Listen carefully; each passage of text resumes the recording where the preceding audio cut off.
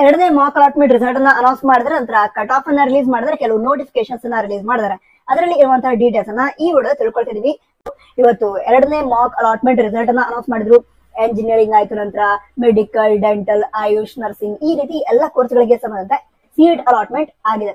ಈಗ ನಿಮಗೆ ಯಾವ ಕಾಲೇಜ್ ಅಲಾಟ್ ಆಗಿದೆ, ನಿಮಗೆ ಅಲಾಟ್ ಆಗಿರುವಂತಹ ಕಾಲೇಜ್ ನೀವು ಸ್ಯಾಟಿಸ್ಫೈಡ್ ಇದ್ದೀರಾ ಅಥವಾ ಇಲ್ವಾ, ಇದನ್ನ ಕಮೆಂಟ್ ಬಾಕ್ಸ್ ತಿಳಿಸಿ.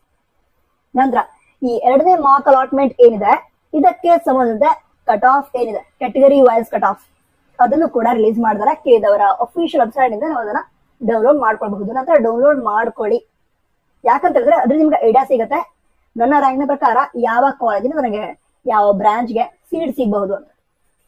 ನಂತರ ಆಪ್ಷನ್ ಎಂಟ್ರಿ ಎಡಿಟ್ ಮಾಡೋದಕ್ಕೆ ಅವಕಾಶ ಈಗಾಗಲೇ ನೀಡಿದ್ದಾರೆ. ಕೇದವರ ಅಫಿಷಿಯಲ್ ವೆಬ್ಸೈಟ್ ಅಲ್ಲಿ ನೀವು ಆಪ್ಷನ್ ಎಂಟ್ರಿಗೋಸ್ಕರ ಲಾಗಿನ್ ಆಗಿ ಆಪ್ಷನ್ ಎಂಟ್ರಿಯಲ್ಲಿ ಏನಾದ್ರು ಚೇಂಜಸ್ ಅನ್ನ ಮಾಡ್ಕೋಬೇಕು ಅಂತ ಹೇಳಿದ್ರೆ ಮಾಡಬಹುದು. ಅದ್ರ ಬಗ್ಗೆ ನೋಟಿಫಿಕೇಶನ್ ರಿಲೀಸ್ ಮಾಡಿದ್ದಾರೆ. ಸರಿನಾ? ಯಾವ ರೀತಿ ಎಡಿಟ್ ಮಾಡಬಹುದು ಅಂತ ತಿಳ್ಕೊಳ್ಳೋದಾದ್ರೆ ನೀವೀಗ ಹೊಸದಾಗಿ ಆಪ್ಷನ್ ಎಂಟ್ರಿ ಮಾಡ್ಬೇಕು ಅಂತ ಹೇಳಿದ್ರೆ ಅದನ್ನು ಕೂಡ ಮಾಡಬಹುದು. ಅಂದ್ರೆ ಯಾವ್ದಾದ್ರು ವಿದ್ಯಾರ್ಥಿಗಳು ಇದುವರೆಗೆ ಆಪ್ಷನ್ ಎಂಟ್ರಿ ಮಾಡಿಲ್ಲ ಅಂತ ವಿದ್ಯಾರ್ಥಿಗಳು ಕೂಡ ಈಗ ಹೊಸದಾಗಿ ಆಪ್ಷನ್ ಎಂಟ್ರಿ ಮಾಡಬಹುದು.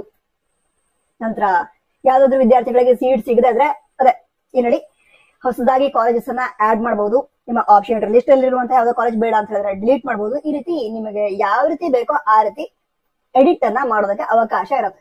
ನಂತರ ಈ ನೋಟಿಫಿಕೇಶನ್ ಪ್ರಕಾರ ಆಪ್ಷನ್ ಎಂಟ್ರಿ ಎಡಿಟ್ ಮಾಡೋದಕ್ಕೆ ಲಾಸ್ಟ್ ಡೇಟ್ ಅನ್ನ ತಿಳಿಸಿದರೆ. ಲಾಸ್ಟ್ ಡೇಟ್ ಯಾವ್ದು ಹೇಳಿ ನೋಡಿ, ಯಾವ್ದು ಆಗಸ್ಟ್ 27, 2024 ಆಗಿರುತ್ತೆ. ಹಾಗಂತ ಆಗಸ್ಟ್ 27 ಪೂರ್ತಿ ದಿನ ಸಿಗಲ್ಲ.